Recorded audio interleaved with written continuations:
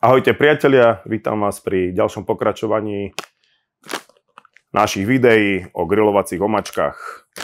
Takže ako prvé by som vám chcel predstaviť dneska úžasnú marinádu na meat satay. Indonéske meat satay vhodné na akékoľvek mäsko, či už je to kuracina, jahňacina, hovedzinka, dokonca na bravčové. Takéto úžasné šašličky si môžete spraviť za pár minút. Balenie zhruba pre 4 osoby, čiže rátajte tak do pol kila mäska. V takomto malom úžasnom balení. Stačí namarinovať, hodiť na grill, pecka.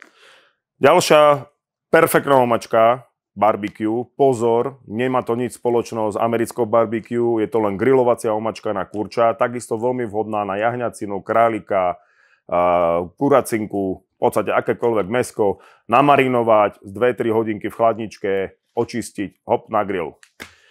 Tretia omačka je opäť korejské barbecue meat bulgogi. Je to vhodné na tenučké kúsky hovedzinky. Namarinujete zase balenie pre 3 osoby. Takéto malé baleničko, paráda.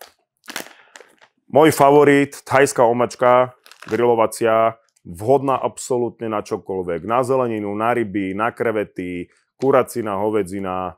Odporúčam môj tip, táto omačka. A posledné, máme tu tento úžasný prášok tandoori masala. Je to niečo z Indie.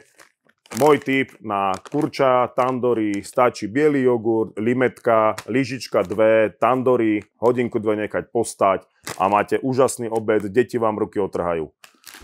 Teším sa na vás pri ďalšom pokračovaní, sledujte nás na Happy Woku. Čaute.